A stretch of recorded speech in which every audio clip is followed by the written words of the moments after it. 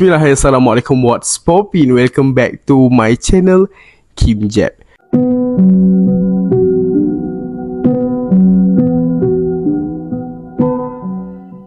So guys, hari ni saya nak share beberapa cerita. Sebelum tu, awak semua sihat ke?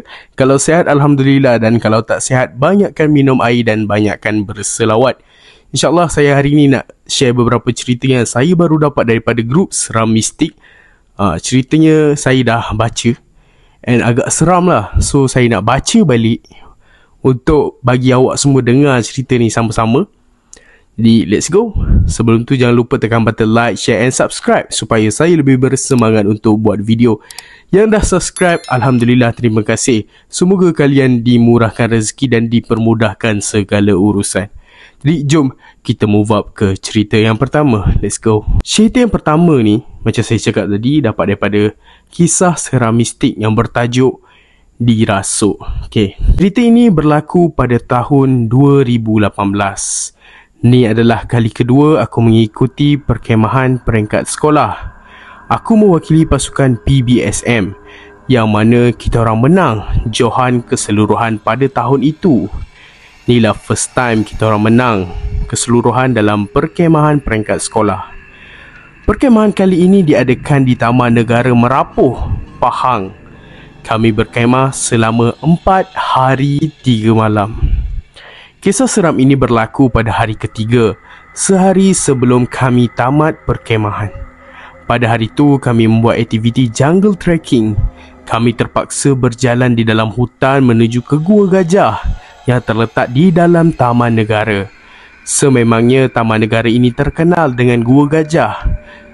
Kami terpaksa berjalan hampir 5.5 km ke gua tersebut dan patah balik 5.5 km semula ke tapak perkemahan kami.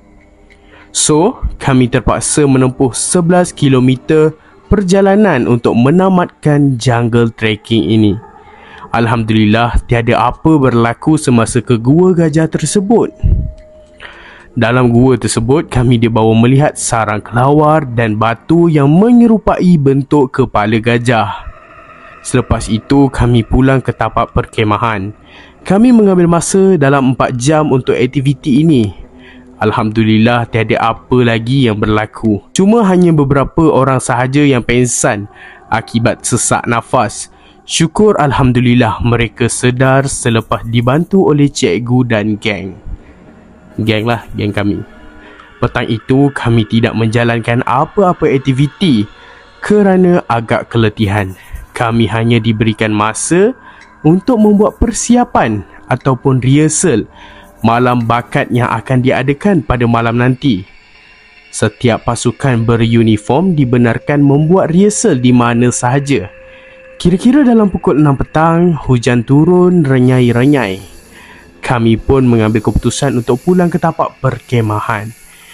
Di kawasan tapak perkemahan, pasukan pengangkap tengah membuat rehearsal di mana mereka berdikir barat. Hujan terus turun dengan lebat manakala pasukan pengangkap masih lagi berdikir barat. Selepas itu, cikgu mengarahkan mereka untuk berhenti kerana tak elok berdikir pada waktu hujan. Kini sudah waktu maghrib. Kami diarahkan membuat persediaan untuk ke surau. Hujan renyai-renyai sambil angin bertiup sepoi-sepoi bahasa. Tiba-tiba, kedengaran seorang peserta perempuan meraung di hadapan tandas perempuan. Dalam pada itu, kilat mula sabung menyabung dan tidak semena-mena bekalan elektrik terputus. Sekeliling kawasan perkemahan menjadi gelap. Cikgu mengarahkan semua berkumpul. Dalam pada masa yang sama, 2 lagi peserta perempuan turut dirasuk. Keadaan menjadi semakin teruk. Kilat tidak berhenti sabung menyabung. Cikgu mengarahkan semua peserta berkumpul di dalam surau. Semua peserta dikumpulkan di dalam surau bersama 3 orang peserta perempuan yang dirasuk tadi. Kami diminta untuk melaungkan azan dan membaca surah Yasin. Keadaan menjadi lebih teruk. Tiga orang tadi meracau apabila azan berkumandang dan bacaan Yasin dialunkan. Peserta-peserta lain termasuk aku mulai merasa ketakutan dan hanya mampu memegang surah Yasin sahaja. Tiba-tiba seorang lagi dirasuk. Kali ni peserta lelaki. Peserta lelaki yang dirasuk itu cuba untuk keluar dari surau, namun sempat dihalang oleh cikgu. Mereka meracau-racau sambil bacaan Yasin masih lagi kedengaran. Tidak lama selepas itu seorang bomoh datang. Malangnya bomoh tersebut tidak dapat membuat apa-apa. Keadaan semakin tenat, semakin ramai yang dirasuk. Sudah pun menjangkau 10 orang yang dirasuk. Aku terus saja membaca Yasin bersama member-member yang lain.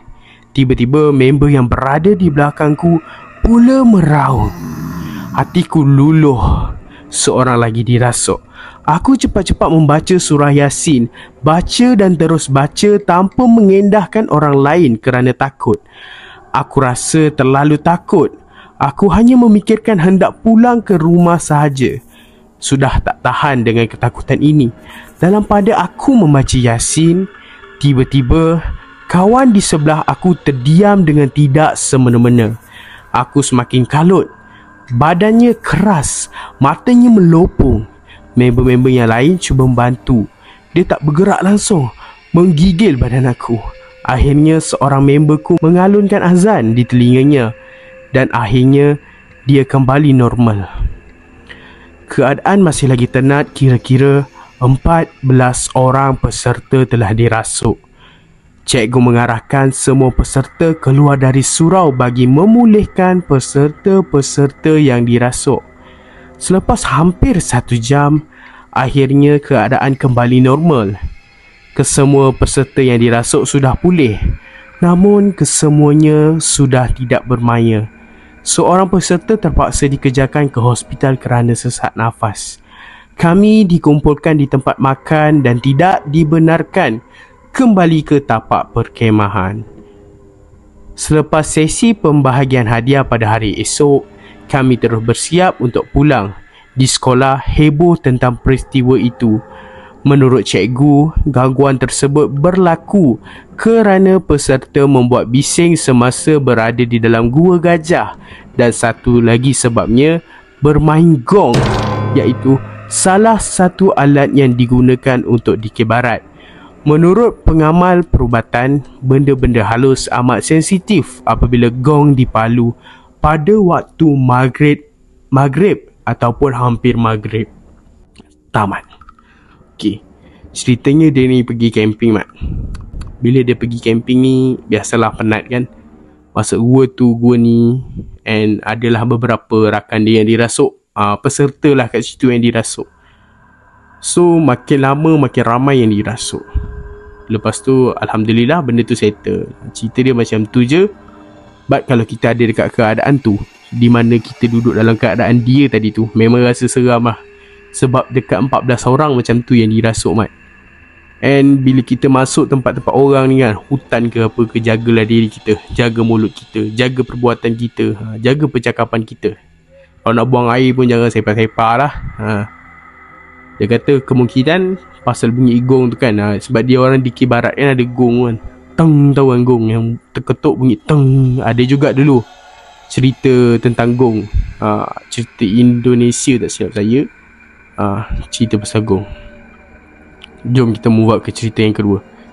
Cerita kedua ni dia tak panjang sangat. Kedua ni pendek je. Sebab cerita yang pertama tadi dah panjang kan. So cerita yang kedua ni pendek je. Gangguan waktu tidur. Cerita ini berlaku semasa saya masih di tingkatan 1. Di pagi yang hening, rasa mengantuk menguasai diri. Kerana terlalu mengantuk, aku tak sedar aku telah tertidur di bawah tepi sofa. Tidurku amat lena dan menyamankan. Sehinggalah ketika aku bermimpi, aku ternampak sebuah lembaga yang kurus dan tinggi di dalam mimpi aku. Dan dalam masa beberapa saat diberi, jika aku tak dapat lari dari dia, aku akan berjumpa hantu yang sebenar. Maka aku telah melarikan diri. Malang sekali apabila si lembaga ini lebih pantas dari aku. Aku tersentak dari tidur dan aku dapati diriku seperti diikat. Barulah aku tahu perasaan sebenarnya. Aku dipeluk oleh sesuatu lembaga yang kurus, tinggi, tulang rusuknya nampak dan berwarna coklat-coklat. Aku telah mengerahkan seluruh tenagaku untuk menyebut bismillah dan melepaskan pelukan si lembaga itu. Aku telah menjerit bismillahirrahmanirrahim. Serta-merta aku dapat terlepas dari lembaga itu. Lembaga itu berlari tepat-tepat ke tepi dinding.